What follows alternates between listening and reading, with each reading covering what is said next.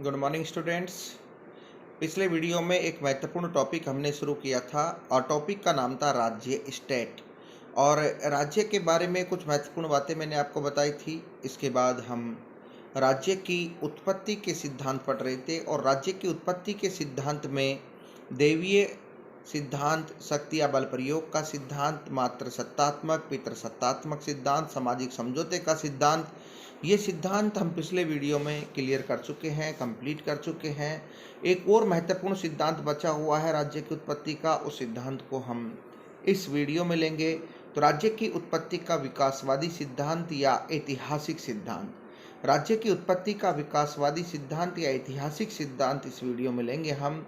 ये राज्य की उत्पत्ति का सबसे महत्वपूर्ण सिद्धांत माना जाता है और राज्य की उत्पत्ति का ये सबसे सही सिद्धांत या हम कहें कि ये यथोचित सिद्धांत या उचित सिद्धांत माना जाता है, क्योंकि पिछले जितने भी सिद्धांत हमने देखे वो लगभग काल्पनिक सिद्धांत हैं। लेकिन राज्य की उत्पत्ति का जो विकासात्मक या ऐतिहासिक सिद्धांत है, इसके लिए माना जाता है कि वास्तव में ये सत्य के ज़्यादा करीब है और राज्य की उत्पत्ति इस तरह से विकास से ही होगी।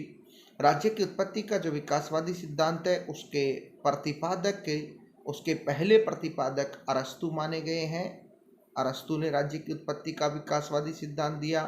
और अगर आधुनिक रूप में देखा जाए तो आधुनिक रूप में इसके प्रतिपादक मैकाइवर को माना जाता है। आधुनिक रूप में राज्य की उत्पत्ति का जो सिद्धांत है उसके प्रतिपादक मैकाइवर माने जाते हैं। इसके कुछ अन्य समर्थक भी हैं जिनका नाम है बर्गेस, वाल्टर, बेजोट। बर्गेस, वाल्टर और बेजोट को इसका समर्थक माना जाता है। यह राज्य की उत्पत्ति का सर्वमान्य सिद्धांत है। इस सिद्धांत की दो शाखाएं हैं। इस सिद्धांत को दो भागों में बांटा गया है विद्वानों के द्वारा। इस सिद्धांत की दो शाखाओं की व्याख्या की गई है या दो शाखाओं का प्रतिपादन किया गया है। एक तो उदारवादी शाखा है, एक मार्क्सवादी शाखा है। राज्य की उत्पत्ति का जो ऐतिहासिक या विकासवादी सिद्धांत है उसकी एक शाखा उदारवादी है, एक शाखा मार्क्सवादी है। इन दोनों के बारे में मैं आपको बताऊंगा। ये बहुत ही महत्वपूर्ण सिद्धांत है। उदारवादी शाखा, उदारवादी राज्य की उत्पत्ति की जो उदारवादी शाखा है, मुख्यतः मैकाइवर इसके प्रतिपादक हैं या मुख्यतः मैकाइवर इसके मुख्य प्रवक्ता माने जाते हैं। और इस शाखा के जितने भी विद्वान हैं उन्होंने राष्ट्र राज्यों के उदय के विकास के कुछ चरण बताए। राष्ट्र राज्यों के उदय के विकास के कुछ चरण बताएं और ये बताया कि राष्ट्र राज्यों का जो विकास हुआ है वो चरणबद्ध तरीके से हुआ है। और यहाँ पर राज्य की उत्पत्ति का जो विकासवादी सिद्धांत है, ऐतिहासिक सिद्धांत है, उसकी उत्पत्ति के 6 चरण बताए गए हैं या 6 चरणों की व्याख्या विद्वानों ने की है, जिनमें पहला चरण है कबीला राज्य। कबीला राज्य अर्थात हम सदियों पहले की अगर बात करें तो छोटे छोटे कबीले होते थे और कबीलों का एक सरदार होता था जो कबीलों का ज्येष्ठ पुरुष या ज्येष्ठ स्त्री हो सकती थी। और वो कबीलों का जो सरदार होता था वो एक तरह से शासन की तरह या राज्य की तरह काम करता था। तो पहला रूप था कबीला राज्य का। और कबीला जो राज्य है उसमें पहली बार ये माना जाता है कि राज्य जैसी संस्था का अस्तित्व उत्पन्न हुआ। दूसरा प्राच्य राज्य जो माना, वो किसको माना? सिंधु घाटी सभ्यता के समय के जो राज्य थे उनको प्राच्य राज्य कहा गया है। नेक्स्ट है यूनानी राज्य एथेंस और स्पार्टा। सुकरात, प्लेटो, अरस्तु के समय के जो यूनान के जो प्रसिद्ध राज्य थे जैसे एथेंस, स्पार्टा, उनके राज्य को यूनानी राज्य कहा गया। रोमन राज्य, यूनान के बाद सभ्यता का केंद्र बना रोम। तो रोम का जो राज्य था जिसमें खास तौर से मध्यकाल में हमने देखा कि चर्च की सत्ता और पोप की सत्ता, दो सत्ताओं की बात की जाती थी, उसको रोमन राज्य कहा गया है। और रोमन राज्य के बाद 5वां स्टेप इसका आता है सामंती राज्य, जो हमारे भारत में भी थे। राजा महाराजाओं के समय, अंग्रेजों के भारत आने के पहले और अंग्रेजों के समय स्वतंत्रता से पहले भी हमारे यहाँ पर राजा महाराजा और सामंतों के जो राज्य थे उसको सामंती राज्य कहा गया। और सामंती राज्य के बाद राष्ट्र राज्य, वर्तमान में भारत राष्ट्र राज्य है।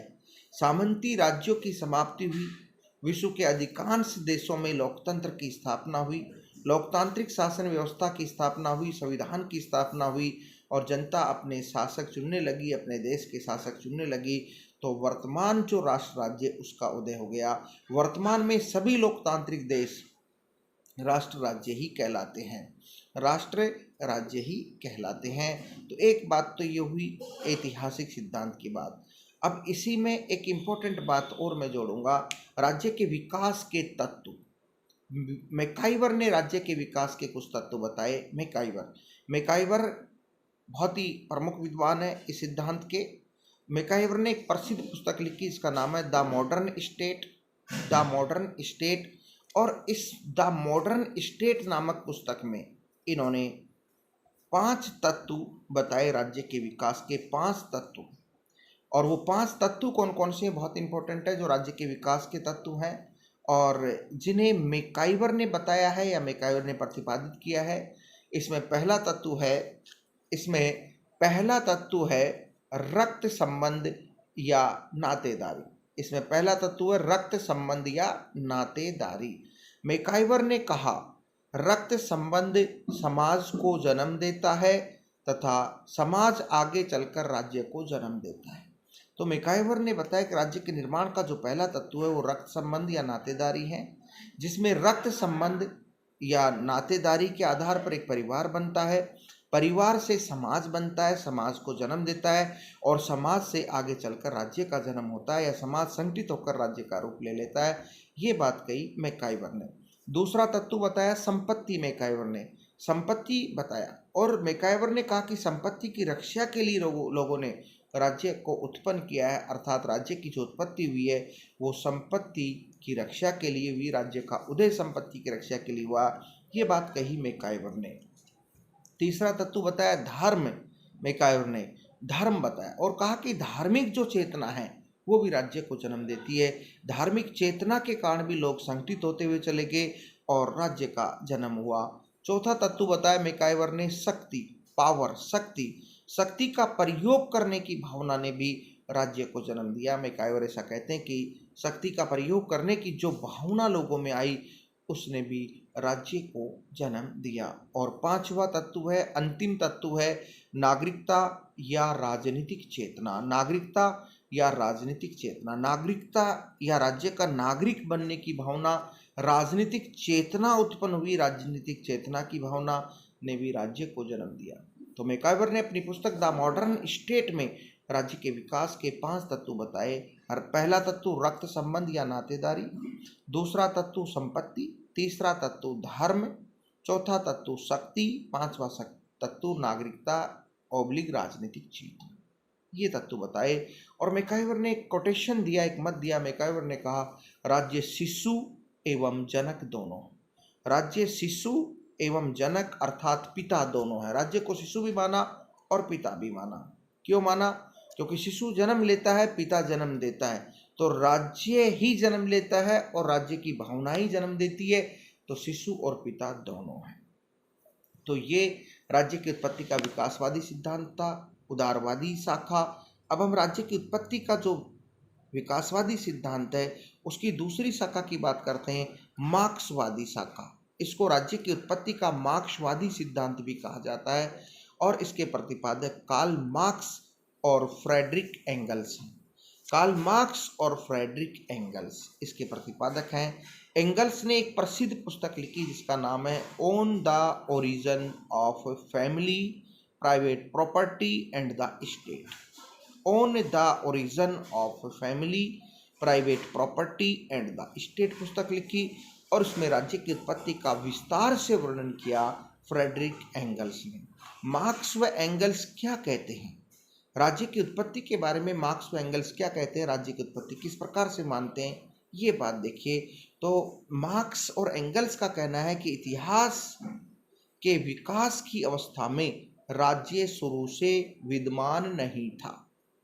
इतिहास अगर उठाकर देखें तो इतिहास के विकास की जो अवस्थाएं गुजरी हैं उनमें राज्य शुरू से विद्यमान नहीं था, अपितु राज्य की उत्पत्ति पूंजीवादी युग में हुई है। राज्य की उत्पत्ति पूंजीवादी युग में हुई है। और इन्होंने आगे कहा कि निजी संपत्ति के उदय ने समाज को दो वर्गों में बांट दिया। निजी संपत्ति के उदय ने समाज को दो वर्गों में बांट दिया, एक शोषक वर्ग, एक शोषित वर्ग। शोषक वर्ग और शोषित वर्ग। शोषक वर्ग जो है वो पूंजीपति वर्ग है और शोषित वर्ग जो है वो मजदूर वर्ग है। पूंजीपति शोषक वर्ग ने अपने हितों की सुरक्षा के लिए राज्य की उत्पत्ति की। पूंजीपति शोषक वर्ग ने अपने हितों की सुरक्षा के लिए राज्य की उत्पत्ति की। एंगल्स ने परिवार को भी शोषण की संस्था माना तथा कहा कि परिवार पहली संस्था है तथा महिला पहला उत्पीड़ित वर्ग है। क्योंकि परिवार से समाज बनता है, समाज से राज्य बनता है, ऐसा हमने देखा।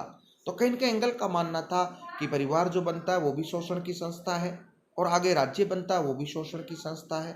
तो परिवार पहले शोषण की संस्था है और पहला उत्पीड़ित वर्ग स्त्री है, महिला है, ऐसा एंगल्स का मानना था। एंगल्स ने गैर ऐतिहासिक राष्ट्रों की अवधारणा प्रस्तुत की। एंगल्स ने गैर ऐतिहासिक राष्ट्रों की अवधारणा प्रस्तुत की और गैर ऐतिहासिक राष्ट्रों का मतलब है कि राज्य या राष्ट्र गैर ऐतिहासिक हैं, इतिहास में इनका कहीं वर्णन नहीं है, कहीं जिक्र नहीं है। अपितु जब पूंजीवाद आया, जैसे अगर हम मार्क्स पढ़ेंगे तो मार्क्स में देखेंगे कि मार्क्स ने इतिहास की जो आर्थिक व्याख्या की है वो इसी तरह से की है। वो कहता है कि पहले दास युग था, फिर दास युग, जब पहले आदिम साम्यवादी युग था, आदिम साम्यवादी युग के बाद दास युग आया, दास युग के बाद सामंती युग आया, सामंती युग के बाद पूंजीपति युग आया। तो दास युग, आदिम साम्यवादी युग, दास युग, सामंती युग में राज्य नहीं था। पूंजीपति वर्ग ने राज्य की उत्पत्ति की, अपने हितों की सुरक्षा के लिए, मजदूरों के दमन और उनके शोषण के लिए इन्होंने राज्य की उत्पत्ति की। तो कार्ल मार्क्स व फ्रेडरिक एंगल्स मार्क्सवादी अवधारणा में मानते हैं कि राज्य ऐतिहासिक नहीं है, इतिहास में इसके प्रमाण नहीं है। पूंजीपति वर्ग ने अपने हितों की सुरक्षा के लिए राज्य की उत्पत्ति की है और राज्य पूंजीपति वर्ग के साथ शोषण का एक साधन है, ऐसा माना इन्होंने। तो ये राज्य की उत्पत्ति का विकासवादी सिद्धांत था। इस टॉपिक को हम यहीं ख़त्म करते हैं। इसके बाद अगले वीडियो में हम अगला टॉपिक लेंगे।